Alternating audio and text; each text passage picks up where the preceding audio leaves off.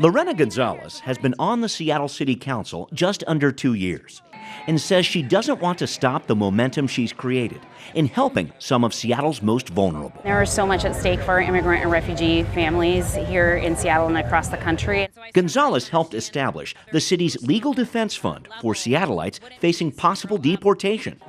She also touts her 10 years' experience as a civil rights attorney, which included suing the Seattle Police Department. And that's a level of experience that a lot of folks on City Council don't have. Nice to meet you. González won 64% of the vote in a 7-candidate primary in August and has raised about $211,000 for her campaign as of late September.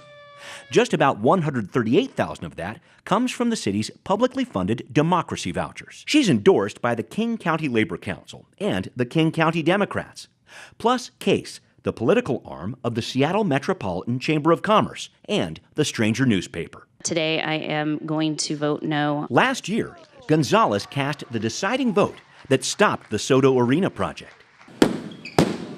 As the City Council's Public Safety Committee chair, she's guided the federal consent decree process to change the way Seattle officers use force on the job. And it's important for there to be people on the City Council who understand fundamentally what it means to reform a police department. González also co-sponsored secure scheduling legislation to help workers and voted to approve the city's HALA, or Housing Affordability and Livability Agenda. But she says more work needs to be done when it comes to stopping displacement of existing families. With the homeless, González supports the city's Pathways Home Plan, but says service providers need to work harder to build trust with people living on the streets. And then we have to be better at coordinating our efforts to do that outreach and to convince folks that there is a better alternative that is real. It's a real alternative for them. You want an alternative for the homeless?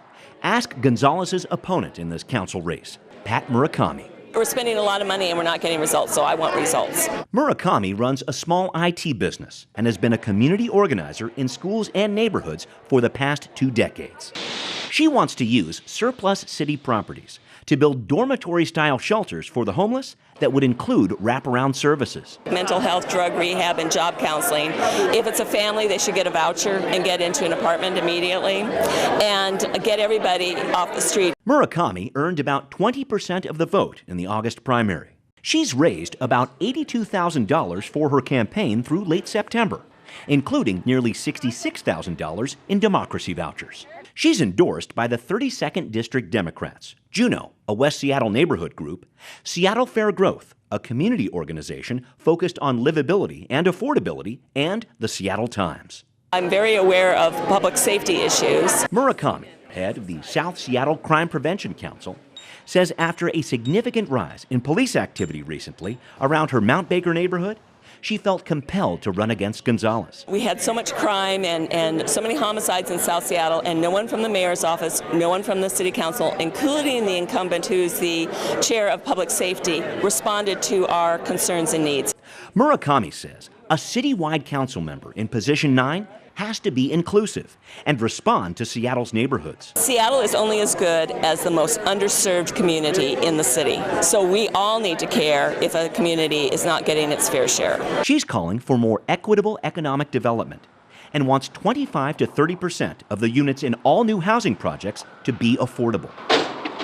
But she's leery of new taxes and hopes to bring more fiscal discipline to City Hall.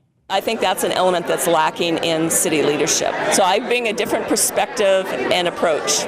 A different perspective? I want proper focus on all neighborhoods. Or an incumbent who says she's making progress. I want to be able to build on the work that I've already done. It's a decision we'll all have to make for City Council Position 9 this November.